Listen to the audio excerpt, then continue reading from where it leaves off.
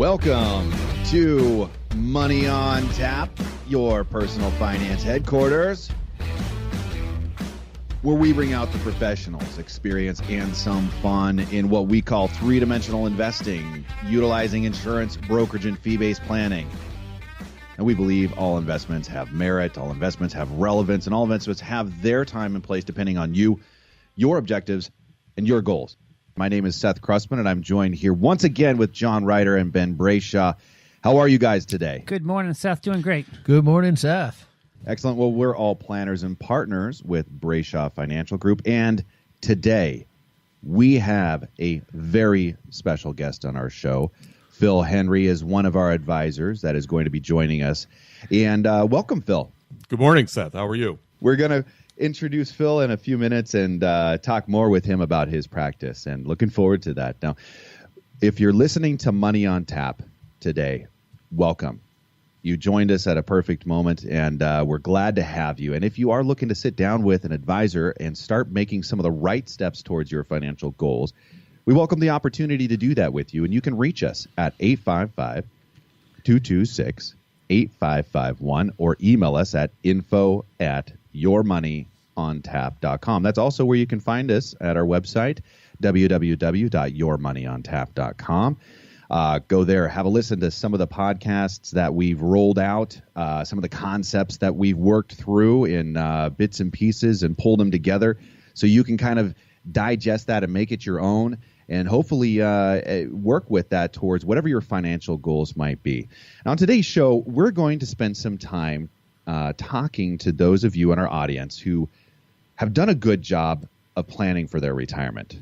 And you've put that money away into the IRA or the 401k, and now you have to start thinking about how the distributions are going to start to come out. How does that money start to come out of those qualified retirement plans, is what we call those. And many people are not aware of the fact that they're required to start making a distribution from those accounts. And we're going to answer a lot of the questions regarding the required minimum distribution, also referred to as an RMD, and why you need to be thinking about them when it comes to your retirement. Yeah, there's a lot of things inside the RMD world that people have questions about every day. A lot of complexities, too. Yeah, a lot of pieces where people are, just like, hey, what about this scenario? What about that scenario? Even when both my parents passed away, we had some RMD crazy stuff happen, and it was very interesting to kind of learn some of the nitty-gritty, too, that, I honestly didn't even know when it came to certain time restrictions and so forth inside the beneficiary side of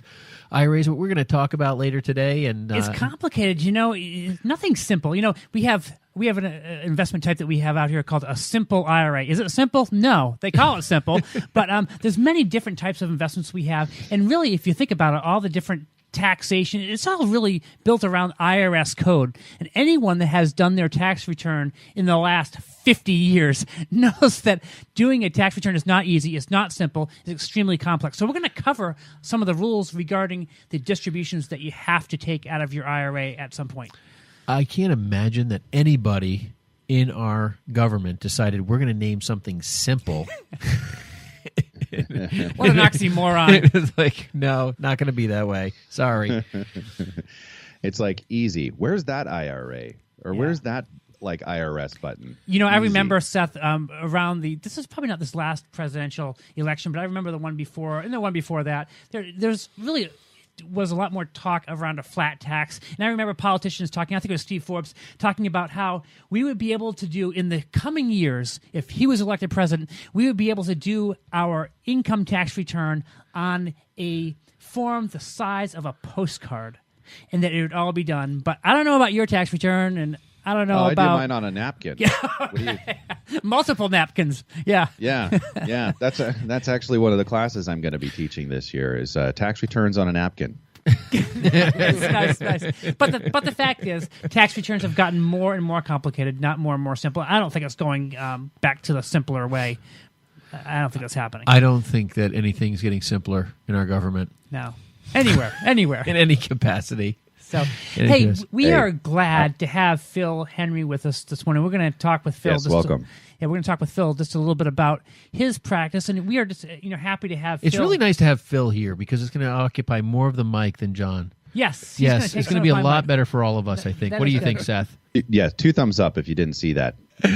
So, Ben, you happened to run across Phil a long time ago, back in earlier days. Tell us a little bit about when you met Phil. Well, I'm going to keep it above board. No, I'm just kidding. No, Phil, we've been working together. I was doing the math. It's got to be it's over a decade. Well over a decade. Well over a decade. So either one of us is stupid. I mean, it's either you or me on this thing, right? I mean, come on. Seth and I are voting over here. Yeah, Yes. exactly. If you can text your vote too.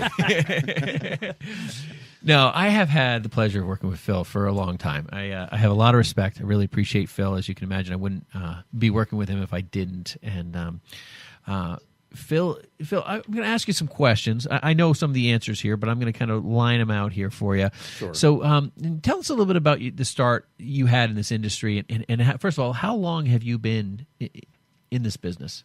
Coming up on 20 years. Yeah. Phil, you don't look old enough to be in the business for 20 years. Come on. I know our listeners can't see you, but 20 years? John doesn't lie well. I'm convinced of that. Well, it's most appreciated, let me tell you. So 20 years, and you got your start. Tell us a little bit about how you got in. How you got introduced to this business. A little bit about that. Well, it's something I always wanted to do. I think from an early age. Actually, I did some testing when I was out of college, vocational type testing, and it indicated that it would be a field that would be good for me to get into in terms of my personality and strengths. So it took a few years for me to figure out how exactly to go about getting into it because, you're self-employed and that's kind of scary. Wife, little kids, it had to be kind of the timing had to be right for it. So it took a while for me to actually get into it. It's not an easy start, is it, Phil? It's not an easy Yeah. start. No, and I think that's one thing. Like a lot of people who are listening today probably don't understand the difference between an independent and someone who works for a kind of a big name firm and the complexity of kind Or of even being a bank. Yeah, or even a bank. I mean, some of the complexities of being out on your own, you're branded as as we are Brayshaw Financial Partners, as and so forth. I think people don't understand how difficult it is because we don't have things paid for us. We have to build the business ourselves from the ground we up. have office expense, telephone expense, Yeah. paying for our own licenses, that type of thing. Now, if you go work for a large brokerage company out there that you may have a salary, they'll kind of pay for everything. They take care of your benefits. But in our business, it's a little bit different. And I think that's what Phil's leading to is starting out with a young family. That's tough. We can all appreciate that sitting here at the table. It was very difficult, and I had to have a little bit of a cushion in order to do it. I'm sure we probably all had. Yeah. Like 5 years. Yeah. Yeah, 5 years. A 5-year cushion in the bank would be nice. That was not Yeah. the case for me, but I Yeah. had a little bit. Yeah. I started with a insurance company, Mass Mutual, which John is familiar with. Right. What transpired over my first? You weren't there long, right? I was not. Yeah. No. Over the 6 months I was there was a change in leadership. Let's just say I was diametrically opposed to the direction they were heading in. They At that time, they really wanted to focus strictly on life insurance, disability, and they really didn't want to see any of their people spending a whole lot of time with investments. And that was really not the direction I wanted to go in. And I also didn't want to ignore what my potential clients were interested in. Yeah. Good point. No, that's funny because when I was with a large firm too, and I started out, and I really felt there was a lot of pressure that I felt from the firm to engage in certain sales. Not that any of them were bad. I mean, it just the types of sales that they wanted us to engage in was not my forte, or something that was not really where my client base was actually targeting either. So I found myself not to be a good fit at that time. So you joined a firm that I knew well at the time, which is what was that? I joined Jefferson Pilot Securities, which is an independent financial planning firm. I also moved there at the same time. There was about 6 of us from Mass Mutual that really felt sort of the same feeling about the change in leadership. So we all sort of moved together. Wow. So Phil, you kind of took a bunch of people with you. You were there for 6 months, and you took six advisors with you. Well, they weren't too happy with you over at Mass Mutual. Yeah, no, they were not. No. No, and that's traditional business stuff. So Jefferson Pilot, which a lot of us probably probably from this area know Jefferson Pilot fairly well, Sure. but that's actually Lincoln now, Lincoln Financial. Correct. They were, Yep. and that's such a great firm. I have a lot of appreciation for Lincoln and what they do. But that was your first step to independence, huh? It really was, yeah. And they were fantastic, and it was very nice having it right in Concord. And I could come over and actually talk to somebody, and that was fantastic. But, as time went on, there was some opportunity to make some changes. I had the opportunity to move to a independent firm in Minneapolis, at the time called U.S. Allianz Securities, and I joined them, I believe it was 2003. Yeah, about the time I landed there, actually, and that's where Phil and I where I connected a year or so probably after. I think it's funny. I had a great time there, a lot of good people. So tell us, Phil, a little bit about your client base, the people that you work with, the type of business that you engage with. Share a little bit there. Sure. I think traditionally what I've done over the years is I've really worked with a lot of small businesses and a lot of individuals who really are in a situation where they're not multimillionaires. They're people that work on Main Street, and they're hardworking people that have spent decades saving money, and they're worried, really concerned about their retirement. And one of the biggest things I hear over and over is being afraid of outliving their money. So that's really been the focus for a number of years for me, really setting up income streams for people in retirement that they can't outlive. What a normal story that we hear on a daily basis. And honestly, it almost doesn't even change between wealth levels. Running out of of a lot of money, people with no money. They all are concerned with that on some money level. That lasts, right? Not that they're scared they're going to be bankrupt or poor, but that they're going to have to make decisions that are adverse to their goals. What I would say, they may want a vacation 3 times here, or they want to own a, whether it's a condo in Arizona, or we'll get to there, whatever their story is of retirement, people are scared that they're going to have to make adverse decisions to their ultimate goals and desires for those last years, and that's a big deal. So, Phil, you're not entirely based out of New England anymore. So, tell us a little bit about that transition. Yeah, but you grew up around here, didn't you? I did. I'm a native of Burlington, Vermont. Okay, we're not going to go there. Yeah, we're in New Hampshire here. Seth, what do you think? Rhode Island or Vermont? Which one do we, I don't know if there's... Come on, we all like Rhode Island. Guys, just to tell you, I was there this weekend, once again, sailing out in the harbor. Why didn't you stay? Beautiful You time. could have stayed I there. didn't invite Ben. I didn't invite Seth. I probably would have invited Phil. But anyway. Oh, thank you, John. Yeah. So tell us, Phil, a little bit about the developments in the last few years for you, in life and what's going on. Sure. So I had always had a dislike of cold weather. That's tough being from Vermont. Yeah, right. Like how that happened growing up, because my mother didn't like it either. Okay. Hey, Phil, we're gonna pause on the dislike for cold weather because you're back here in the summer. I appreciate that. But we're gonna take a break. Seth, you want to take us out? You're listening to Money on Tap, your personal finance headquarters, and we're going to take a quick break. If you want to reach out to us, and you can do that at 855-226-8551, or email us at info@yourmoneyontap.com. We'll be right back. Hello, my name is John Ryder, a partner with Brayshaw Financial Group and one of the co-hosts of Money on Tap. 10,000 Americans are turning 65 every day, and planning a successful retirement today is more challenging than ever, with a roller coaster stock market, political and economic uncertainty, and so many unknowns when it comes to the escalating costs of healthcare.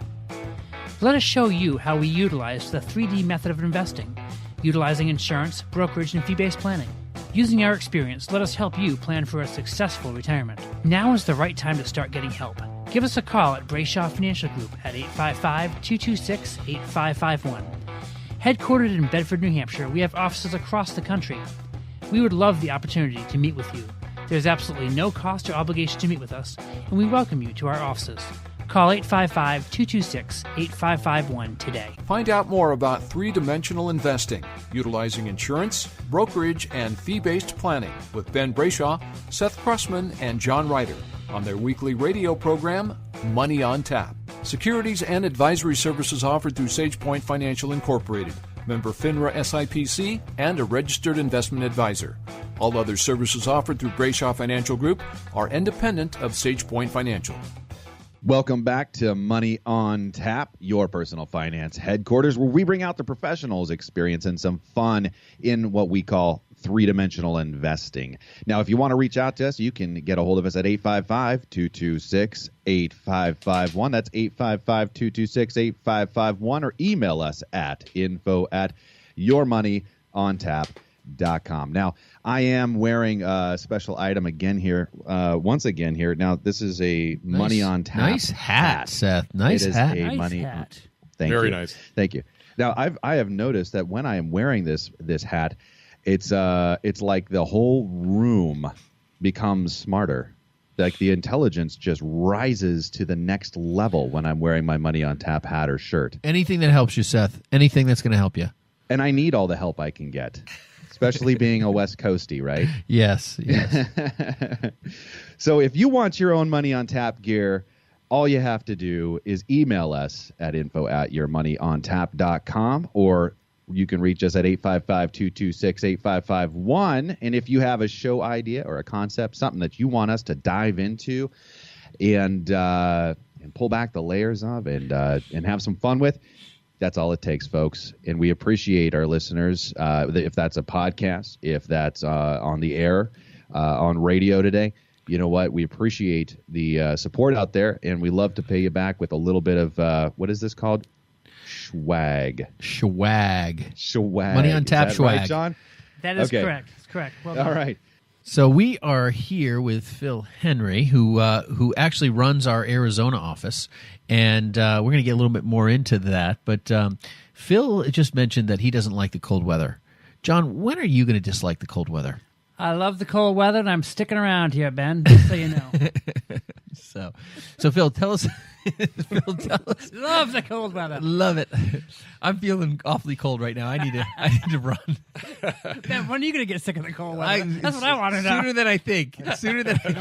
I just imagine you like watching A Christmas Story, or what is it? The Bing Crosby. For me, it's White looking like it's going to Christmas. be in Florida.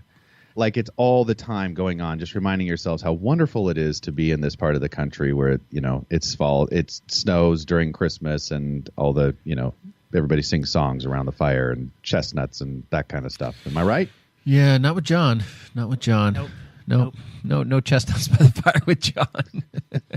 So Phil, back to Phil. So Phil, tell us a little bit about how you got to Arizona, and both on the personal and the professional side. So I decided that after my kids, the last of my two children, graduated from high school, I waited about a year, let my daughter get through her freshman year of college, and partway through her sophomore year, I sold my house in Maine, which is where I raised them. So you went from Vermont to Maine. You skipped right past New Hampshire. I lived in New Hampshire What's for wrong? many years. Oh, I was going to say, what's wrong with New Hampshire? That's okay. Before I lived in Maine, I lived in Portsmouth, New Hampshire for several years. Beautiful town. Absolutely. Still enjoy it. Just not in the winter. Yes. So I sold my house in Maine and decided to have an opportunity to move to Arizona.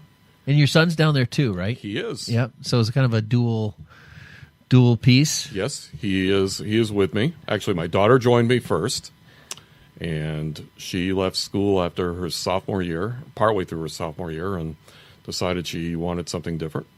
And so she joined me for a winter, and then she works at a golf course. That's all it took. Yeah. One winter in Arizona and I'm out. Yeah. Seriously. Yeah, no, she actually really loved it, but she also missed her boyfriend. Yeah. So she's now in Portsmouth in the summer, and she is in St. Petersburg, Florida in the winter. Oh, wow. And she's back in school. Well, she's going to be going back to school this fall.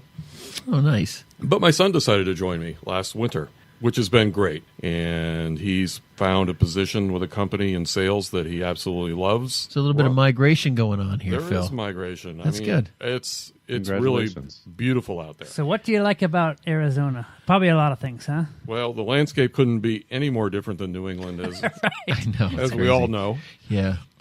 But it's beautiful in its own way. I don't think I truly appreciated it until I'd been out there maybe 3 or 4 times prior to moving. And now I really do love it. I miss the ocean, and the closest point to the ocean is about 3.5 hours, and that's in Mexico. Oh, wow. But, it's I still... didn't know that. I didn't know that about the Arizona area. Yeah. Yeah, it's called Yeah, Rocky it's only Point. Rocky Point. And it's only like 5.5 to San Diego from there, I correct. think, too, right? Yeah. I'm actually going to head to San Diego in probably the beginning of November, visit a friend. I haven't been out there yet, but he's lived out. I've been lightly stalking some friends on Facebook, and apparently several of them do this circuit during spring training that they do, like the San Diego and Phoenix or Arizona and Las Vegas, like all in this little circle, and it's a thing, I guess. It is a thing. I know several people that rent out their house for long weekends. They just pack up and move out and rent their house for obscene amounts of money to groups of guys who want to go do a bunch of spring training games in the Phoenix area, because all the teams play. It's unlike Florida where the teams are spread out all over the state. In Arizona, they're really all in the Phoenix area, so you can really see a lot of games in a short period of time. Oh, wow. Yeah. Well, Yeah. now I have something else I want to talk to you about, but we'll do that off air. Sure. Very good, very good. So what's really neat is that when Phil made this move, to Arizona, what was exciting for us is he was able to service a number of clients that had started to matriculate and retire in that area, which is good for the entire company actually, which was healthy, because we've got offices, we got 11, 12 offices in, I don't know, 7 or 8 states. We've got people all across the country. Seth, you're in Oregon, speaking with us today, and then John and I are here, and we just got people all over Virginia, with Sheldon, Connecticut, Mass, all over. yeah. So it's nice to have that. So Phil was having you actually make that move was quite. It was good for us. It was good for us. In more than just the business sense. No, poor Phil. I'm sorry. I'm bragging on you like John. But anyways, that was really an interesting move for us, and I think it was healthy, and you have continued to grow that branch out there pretty nicely. So that's been good to see. Yeah, it's been great to service people out there, and in addition to make connections with new clients, and at the same time still be able to come back. I've been coming back once every 4 to 6 weeks in the winter to service clients back here, because I've seen you here more in the summer, though, Phil. I just got to be honest. right. Yeah, Phil, I don't see you when the temperatures drop below 30. I haven't seen you around here. Yeah, okay.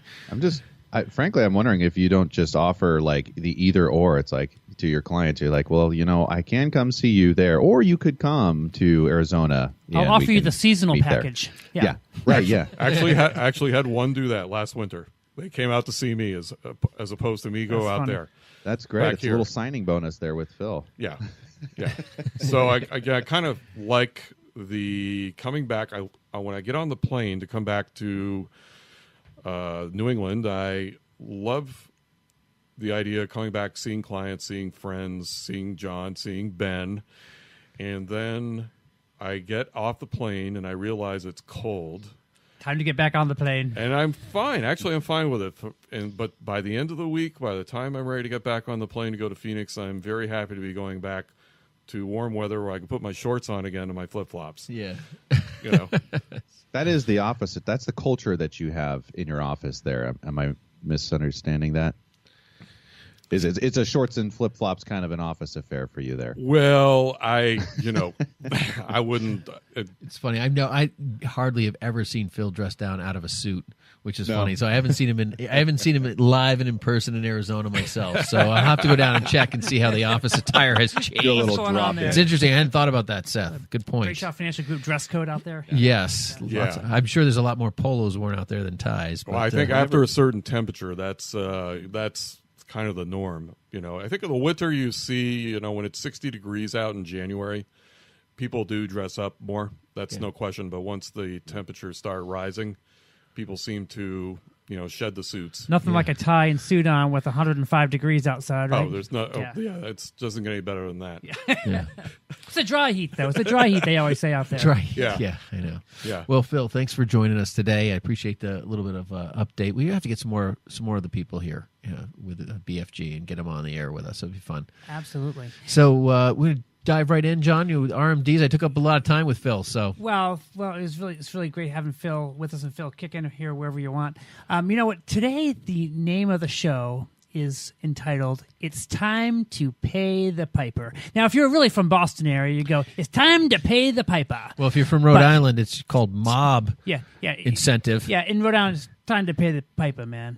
That's what they'd say in Rhode Island. In Rhode Island, to say or no. But anyway, hey, so when I say it's time to pay the piper, I think probably some of you know what I'm talking about, but many of you don't. In fact, there's a story which I'm going to relate to everyone today that talks about paying the piper. But before we do that, if you think about this, if you folks out there have your traditional IRAs, you have your 401ks and all, you know that at some point it's going to be time to pay the piper, and the piper is the IRS. Now, we have some clients that work for the IRS. We have other we have associates that we know. Ben, you have a good friend of yours that works for the IRS. I don't have any friends working for the IRS. He I have has no many friends. friends. And he might even have some enemies that work for the IRS Yes. too. I don't know. But the fact is, we all know when it comes to the traditional IRAs to 401ks that we have, that at some point we're going to have to pay taxes, and it is going to be time to pay the piper. Now, some of you might be wondering out there in Radio Land, what does it mean when you say it's time to pay the piper? And in fact, the people that I'm sitting down with today, the gentlemen that I'm doing the show with today, have never heard the story of the Pied Piper. So today, I'm going to share with you all the story. And I'm surprised with your ages and all that you haven't heard this. Well, you never read books as children? Whatever happened to all of you guys? It's surprising that you guys never heard this. So this is kind of like along the lines of a grim fairy tale. But I just want to share this with you. Many are familiar with it, but obviously the people that are here with us have not heard that. But few realize, however, that the story is based on real events which evolved over the years into a fairy tale. It was actually made to scare children. So for those of you I'm that are scared. We're getting around the Already. Halloween season, I guess. But for those unfamiliar with the tale, it's set back in 1284 in the town of Hamelin, Lower Saxony, Germany. The town was facing a rat infestation, and a piper dressed in a coat of many-colored bright cloths appeared. So they call him the Pied Piper because you think about a pie, there's many different pieces of the pie, but basically it's a multicolored garment that he was wearing. And this piper promised to get rid of the rats in return for a payment, to which the townspeople agreed to. So the piper would play his magic pipe or his magic flute, and he got all of the rats to go away by leading them away. Now, he had agreed on a payment from the townspeople, so after he led them all away, he came back for his payments. And the people of the town reneged, saying, "Oh, we're not going to pay you now. Everything was good back in the town of Hamelin again. There are no rats around." So the Pied Piper left, and he vowed when he left that he was going to have revenge on the people of Hamelin. And when he came back to Hamelin on the 24th of July in 1284, he started to play his pipes again. And he played the pipe, and the children walked away. And so this is from Robert Browning, the Pied Piper. That's a little of dreary Hamelin. for today there, John. Listen, here is how it is read by Robert Browning, how it is written by Robert Browning, who wrote the Pied Piper of Hamelin. When lo, as they reached the mountainside, this is when he was bringing the children away. When lo, as they reached the mountainside, a wondrous portal opened wide, as if a cavern was suddenly hollowed. And the piper advanced, and the children followed. And when all were in to the very last, the door in the mountainside shut fast. And so that was the last that was ever seen of the children of Hamelin. In fact, it's interesting because today, even today, in Hamelin, there's a street. And I can't really pronounce the name of the street because it's this long German word. But there's a street. I think it's called the Bungelosundstrasse. It's called The Street Without Drums. No one is allowed to play music or dance there. And incidentally, it is said To that today, right now? to today, incidentally, it's said that the rats were absent from earlier accounts. So maybe the rats weren't even part of it. But there's kind of a lot of different legends about what happened. But that was sometime around the period of the Black Plague. There's some people that actually said that the children were sent away because the townspeople there were such. I can poor imagine shape. someone sending their kids away. Yeah, Ben can. Ben often volunteers to send some of his 4 children away. So the interesting thing is, when it's time to pay the piper, it is time to pay the piper or pay the consequences. And we're going to talk a little bit about that. And where there's some certain frequently asked questions that people will ask us many times about required minimum distributions. We've had some people call them DMRs or MRDs, and sometimes they forget how that's titled, but it's called a required minimum distribution. Let me say that one more time clearly for all of our listeners. Required minimum distributions. And Ben, why don't we go start talking a little bit about those distributions and kind of when they're needed, why they're needed, that type of thing. Yeah, well, I mean, RMDs, required minimum distributions, are kind of the thing that, for us, I guess, in our business, just the traditional, we expect everyone to know that at 70.5, the government's going to say you need to start taking your money out. But it is actually something that, there's a large number of people out there that just don't know it. They say, hey, I just found out I got to take money out of my retirement plan. I had no idea. Why are they making me take money out of my retirement plan? And I say, well, the government needs their income, and they're saying, hey, we've let you delay this long. Now you need to start collecting. Yeah, so as people start putting into the plans, they kind of forget the fact that they might have gotten a nice deduction for putting money into that plan. So just as an example, if you're putting money into a retirement plan, let's say that you make $50,000 a year. But let's say that you make a contribution for $5,000 for that year.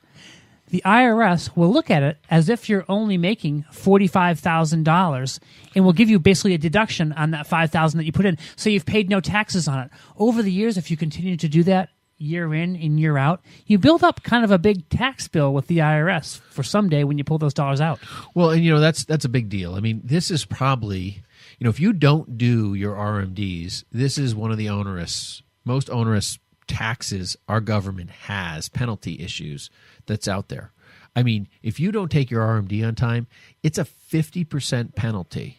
50. 50 automatically. That's even before the tax is due on the money. So you're going to 50% of the money is just gone, and then you still got to pay taxes on it. Yeah. Okay, so let's just talk about the types of accounts that people need to pay.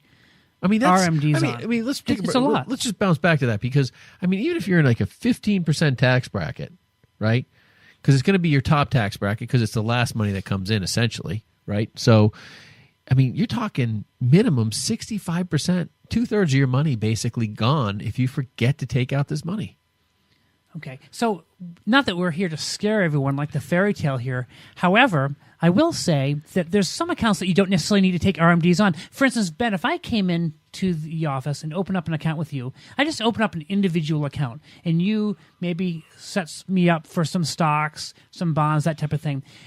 On that individual account, each and every year, I would get what is called a 1099 from the company. Mm-hmm. And I would pay taxes on it every year. So I don't have to worry about an RMD on an individual account. Yeah. However, if I came in and I went to Phil's office in Arizona in February, I would be very happy. And what I would do, if Phil opened an IRA up for me, then I would get to put money into that, and I would get a deduction for every time I put money in there. And Phil would not have the company send me a 1099 every year because even though I may be earning money with that, the good thing is I don't have to pay any taxes on it until what age? 70.5. Yeah. And if I don't take it, that's the big deal, and that's where we get hit with that huge prohibitive tax there of 50%. Yeah, and that's I think one of the biggest moving pieces that people don't, if you don't know this and your advisor hasn't gone through this with you and you're, there's people out there probably sitting wondering, I haven't taken it. What's interesting is there's a number of different investments that, because it's supposed to be, when you take your RMD, it's based on the previous December 31st value. So if it's December 31st of 2017, that doesn't matter today because it's the December 31st of 2016. That's the value they base your RMD Sure. at. So it doesn't matter if your value's gone up or down since then. You're taking it off of last December's value. Yeah. Now, with that, okay, there's some companies, John, and I've experienced this in a couple of oddball scenarios where they don't, and I don't want to get into details of this, that, the other thing, but there's some companies that actually don't have to report those numbers to the IRS, which is interesting, and they don't actually send out documentation because they're not required based on the type of investment. We've kind of run across some oddball scenarios throughout our career, and I've just seen where it's like, hey, you got to take your RMD. Well, I never got a notification from that company because a lot of companies will notify you. You still got to take it anyway. You still got to take it. Yeah. You're responsible for having to take it, and so forth. So there's some interesting things out there with RMDs that we're going to get into. But I'm going to turn this over to Seth. Well, you're listening to Money on Tap, and if this last section we didn't quite lead you into that with proper expectations of scaring the children via John's fairy tale of the Pied Piper, we apologize right now to you, but we want to let you know that we're going to be back with more Money on Tap right after this. You can reach us at 855-226-8551 or email us at info@yourmoneyontap.com. A lengthy vacation requires some thoughtful and detailed planning, and few people would go on such a trip without the necessary preparation. On our Cliff Notes edition of Money on Tap, Seth Cressman shows us with his example that the same care and thoughtfulness should also be given to our retirement planning. This is a journey. This is a project that you have an opportunity to invest in and to uncover and identify how you want to live your life. And I think how many times, we go on vacation. A great friend of mine took his whole family on a mission trip to Guatemala this last year, and that looked like a tremendous adventure. And how much planning does it take to get that to happen? I have no problem involving myself in creating a plan around something like that. And if I can get my mindset to be thinking that way, like, wow, I am planning the largest vacation of my life. How much fun can that be? And I can't wait to sit down and talk to you about that, right? Thanks for joining us for this Cliff Notes edition of Money on Tap, with great tips from the pros in three-dimensional investing, utilizing insurance, brokerage, and fee-based planning. Now here's more Money on Tap with Seth, Ben, and John. Welcome back. You're listening to Money on Tap, your personal finance headquarters, where we bring out the professionals' experience and some fun in what we call three-dimensional investing. You can reach us at 855-226-8551 or info@yourmoneyontap.com. And if you're also wondering, like, how do I get more money on tap? You can do that. I was thinking about that, Seth. Yeah, because I can't get enough of us. You can reach us at www.yourmoneyontap.com, and you can also go have a listen to any of the past podcast episodes that we've been posting out there in iTunes, Stitcher, however you get your media out there. We appreciate you listening. If you have a show idea or a concept that you're like, I really want to get some understanding around this, I want to get a deeper dive, pull back the layers of this, and kind of unpack an idea. We love doing that, and you can actually email us at info@yourmoneyontap or call us at 855-226-8551. And if we use your show concept, we're going to give you a Money on Tap hat or shirt, whichever those you would like. And right now we are talking about time to pay the piper, which all of us, have done at one point in time or another and basically paid taxes in our life. So what does that mean?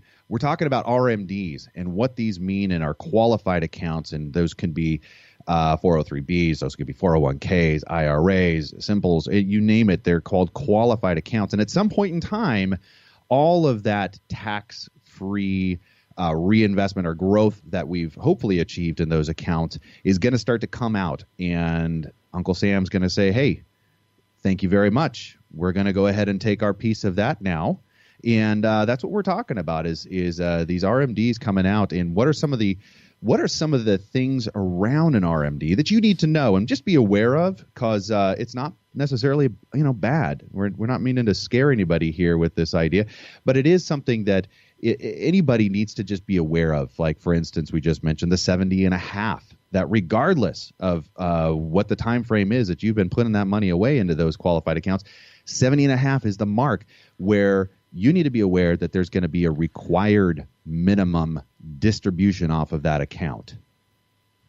You know, Seth, there's a lot of folks that are wondering, well, why do I have to pay the taxes on this? And the reality is that the way the government has designed to really extract money from us, I guess, in the fact that we do need to pay our taxes, and the fact is that at age 70.5, they want us to start using that. Now, a lot of times people will have questions like, well, how much do I have to take out of my account? So I wanted to just give everyone kind of just a general ballpark idea for them to get an understanding and really how the amount is calculated. Let's say, for instance, that you are age 70.5 and you have $100,000 in your IRA. You might have it. You might have some in your 401k, you might have some in your IRA, you might have some in your 403b, but you have a total of $100,000. Basically, what the government is going to do is they're going to take a look at the balance of your account on the year prior. So if you were taking one for this year, you'd be looking at what your balance was on 12/31 of 2016. And basically, the government is going to take that $100,000, divide that by your life expectancy. So let's say that your life expectancy was 12 years, and you're destined for your last day to be on Earth was 12 years from now. They'd take that balance of $100,000, divide that by 12, and basically what you'd have an RMD due of $8,333.33 due every year. Now, that would be for your first year, but obviously every year they're going to recalculate that, and actually that will increase over time. Basically, what they're trying to do is to basically use your money up over your life expectancy. Well, basically get you to take it out of the taxable program, from the tax deferred, and create a taxable event for you to actually create revenue for the government. They don't care if you spend it or not. They just want you to experience the tax hit. Yes, and they have different tables they use too, so you wouldn't necessarily just use single life expectancy. Right, and then the joint life expectancy, I tell people it's like there's this super complex calculation. I mean, it is actually a lot more complex. But hey, joint life expectancy, just take it and divide it by 127.5, and you'll get basically your first year. But from there on out, you're on your own because of the calculation. But every company will do it for you. Yep. And so what we have often, if we have clients that have multiple IRAs, there's one rule, and some people are not aware of this. Some people think that if they have 5 different IRAs, that they need to take a distribution from each individual IRA. But the fact is, you don't. So let's say that if you have 5 different IRAs and you decide that it would really be best for you to take it out of this one IRA, maybe it's an IRA money market you have set up, then you can certainly take all of your RMD from that. You don't have to take it from each one individually, but you do have to take out the portion as a whole. Yeah, and I think that's the big misnomer, right? So if you're listening here today and you've got 5 accounts and you say, you know what, tactically, it's better for me to take it out of the one that's the least performing because I got these other accounts maybe making more money. Let's say you had 3 CDs and they were all IRAs, and you had one making 1%, one making 2%, and one making 3%. Well, if you want to keep the one that's making 3%, that's okay. You can take all your RMDs from the one just making 1%, which would be the wiser move. You don't need to take it from all 3 of those. Or you could have another account that's set up that has a surrender charge if you were to pull money out of that early. That may not be the best place, although many of investments out there are what we call RMD friendly, meaning they'll allow you to take that money out if you need to take an RMD. But many times it may make sense to have maybe a longer term bucket of money that you're not going to touch, and the shorter term bucket is what you'll utilize for your RMDs every year. Phil, you had any crazy RMD stories in your past? Well, the one that comes to mind immediately is a woman who I was referred to by a friend of hers who was a client. And I walked into her house, sat down at the table. She brought out all her documents that I asked her to have prepared. And she was, I believe at the time, 74. And she had not taken out any RMDs. She hadn't taken out anything? She hadn't taken out anything. Ooh, ouch. Yeah. So that was a little bit of a tough one. So we immediately met with her accountant, and it was a situation where the company hadn't notified her, or it's entirely possible maybe she was notified and didn't see it. Yeah. Didn't see it. That does happen. And to be fair, the accountant did not pursue it, probably quite the way he should have, because he certainly was probably aware she had IRAs. But so, she took out a large lump sum for all the years that she had missed, and that was just last year. Wow.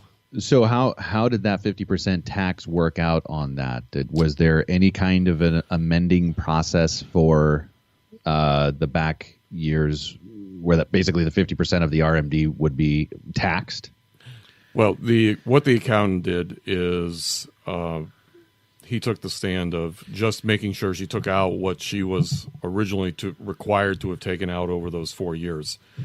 And at this point, kind of waiting to hear from the IRS as to what the penalties are going to be. Yeah. Right. It's coming. It's just, the government, as we all know, doesn't necessarily always work quickly. So you know what's interesting, that whole story that you're talking about, Seth, on the IRS website, there's actually a question that's asked, a frequently asked question, and the question is this: can the penalty for not taking the full RMD be waived? And it's actually interesting what the IRS response is here. It says, yes, the penalty may be waived if the account owner establishes that the shortfall in distributions was due to reasonable error and that reasonable steps are being taken to remedy the shortfall. In order to qualify for this relief, you must file Form 5329 and attach a letter of explanation. So it sounds like there is some forgiveness possibly with the IRS. I'm not sure exactly if it would be forgiven or not in this case, but it looks like there's certainly perhaps maybe this is a one-time remedied. Forgiveness at best, though. Yes, so absolutely. Don't go for that every single year. Sometimes people say,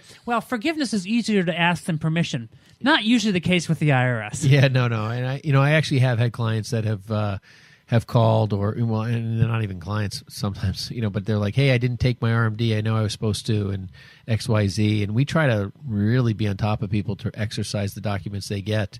But sometimes people just, I laid it on this table. I totally forgot about it. And, and we can't force people to do anything. I mean, that's the one thing that people think, like we should be hand-holding them. And, but we do quite a bit of work to get, we mail packages with sign here tabs and do this and do that. And we just sometimes don't get it back. One of the questions I get on a regular basis around this is, okay, well, I'm going to take that distribution. I don't want it. I don't need it.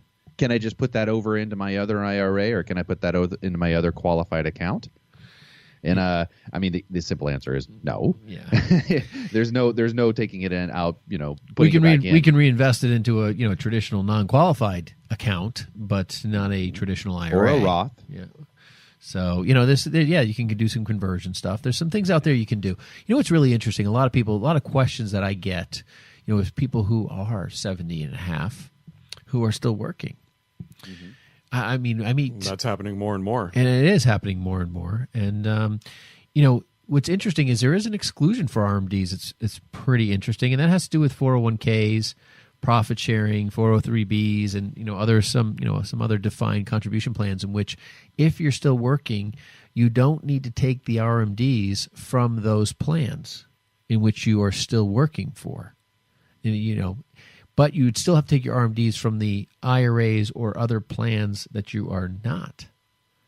So that's interesting. It adds a little bit of complexity for some people. And I find that those people are the least interested in taking their RMDs because they're getting hit with both the the income levels at those higher rates. So that's nice that you have that one piece of exclusion. It reduces your RMDs across the board, but gives you some food for thought if you are still working and maybe considering rolling, because what happens is a lot of 401k plans have the ability to move money out. They have the ability to move money out. We call it in-service distribution. Distribution, yep. And we do those all the time, actually, with folks. Yeah, 59. Sometimes it's at 59.5. Sometimes it's 65. But sometimes it's not until service has terminated, like meaning you have left the company. Mm-hmm. But when you do in-service distributions and you are planning on working past 70 and a half years old, it may be to your benefit not to do an in-service distribution if your plan allows it, and to avoid dealing with that RMD in the future, because then you'd be stuck taking an RMD from that, versus if you left it in the plan, you were still working there at 7.5, you wouldn't have to take it. So that's a little bit of a piece that I think, little nugget there for you. You're listening to Money on Tap, and you can reach us at 855-226-8551 or email us at info@yourmoneyontap.com. We'll be right back. Hi, my name is Ben Brayshaw, one of the co-hosts of Money on Tap. If you have questions when it comes to your retirement and are looking for a personalized solution, contact us at Brayshaw Financial Group. In today's volatile stock market, we can help you plan to find your successful retirement solution. Am I saving enough? Am I saving into the right places? Do my investments match my appetite for risk? Do I have a tax strategy that is going to help me keep more of what I earn? How can I maximize my Social Security income? If you are like most people, you are getting closer and closer to your retirement and may be wondering if you're taking the right steps. If you're in retirement, you may be wondering, am I maximizing my income while preserving my estate and caring for my family? We talk about all things financial in what we call three-dimensional investing, putting a plan around your financial future.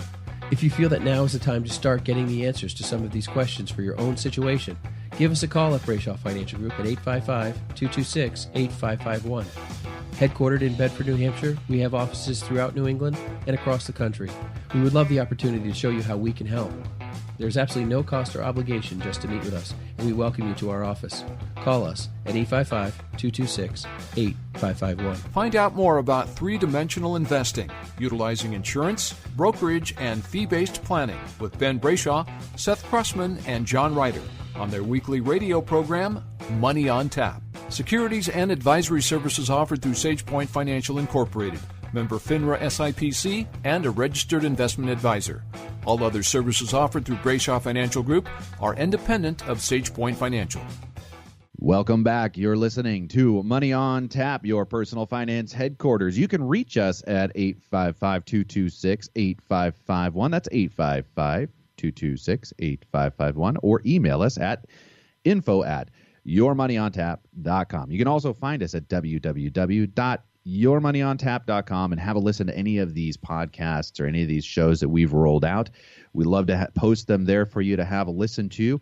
If there's an idea or a concept that you want to get caught up on, have a listen. And that's what it's all about, ladies and gentlemen. We love being in an opportunity to help you on your journey to whatever your financial goals might be. We're talking about RMDs, which are required minimum distributions out of qualified accounts that at some point in time, guess what? All that money that you've been packing away, it's going to come out and in one form or another at 70.5. And we've been having a lot of fun. Hey, Seth, we were talking about the different plans that we do need to take those out of. So if you have a 401k, if you have a 403b, if you have a 457 plan, if you have a SEP, if you're self-employed, or a SAR SEP or simple IRA, you need to take RMD distributions out of those accounts when you hit 70.5. However, if you have something out there that was been introduced not too long ago by a Senator Roth, the Roth IRA, then the wonderful thing about having a Roth is the fact that you don't have to take any distributions out of there unless you want to. So if you have, think about this, if you have $100,000 sitting in a traditional IRA and you have $100,000 sitting in a Roth IRA, the fact is you have $200,000 there. Congratulations. The nice thing about it is that you're not going to be forced to take money out of that Roth. You will be out of the traditional, but not out of the Roth. So that is a very attractive type of investment to have. And having that in place really will help you from a tax standpoint. One of the things that we do here at Brayshaw Financial is that we spend a lot of time helping people minimize the taxes they need to pay, not only now, but also in the future. So, for instance, if we want to help create a tax break for right now, well, we would have someone contribute to their 401k or to their traditional IRA. But the truth of the matter is that in the type of environment that we're in right now, with taxes really being at pretty much an all-time low in history, and there's some charts you could see that would really illustrate that. We can't show them to you on the radio, obviously, but there are some charts out there that will show you that we're really in some of the lowest tax brackets of all time. And what we're all anticipating as advisors here around the table is the fact that at some point in the future, we're going to see those tax rates escalate. So what we spend a lot of time doing is helping people determine where is the best place to place my money and to invest my money now, so that later on, when I'm pulling out the money, it will help to minimize my tax burden as tax rates may be higher, in other words. You've been listening to Money on Tap, and we appreciate you joining us today. We've been talking about RMDs. What are they? Where do they come from? Why do we have them? And it's a really interesting topic. There are actually some interesting ways that people can give through RMDs. That's kind of more of what we've talked about in our giving series, as far as some tax benefits through the gifting process through an RMD. We're not going to get into that today, but you know what? We do appreciate you being here with us today and joining us at Money on Tap. You can reach us at info@yourmoneyontap.com. You can also find us at Facebook at Money on Tap or reach us at 855-226-8551. Joining us today, Phil Henry, one of our advisors in Arizona and also in the New England area. It's been a pleasure getting to have some time with you today, Phil. Thank you guys for having me. Yeah, thanks, Phil, for being here. Excellent. Well, you guys have a great week, and I look forward to it again. The views expressed are not necessarily the opinion of this radio station and should not be construed directly or indirectly as an offer to buy or sell any securities mentioned herein. Investing is subject to risks, including loss of principal invested. No strategy, product, material, or tool mentioned can assure a profit nor protect against loss. Please note that individual situations can vary. Therefore, the information, products, materials, or tools mentioned should be relied upon when coordinated with individual professional advice. Past performance is not a guarantee of future results. This show may be subsidized in whole or in part by a product sponsor or issuer. Securities and advisory services offered through SagePoint Financial Incorporated, member FINRA SIPC, and a registered investment advisor. All other services offered through Brayshaw Financial Group LLC are independent of SagePoint Financial. SagePoint Financial and Brayshaw Financial Group do not provide tax or legal advice. Main office is located at 116 South River Road, Bedford, New Hampshire, 03110, and can be reached at toll-free 855-226-8551.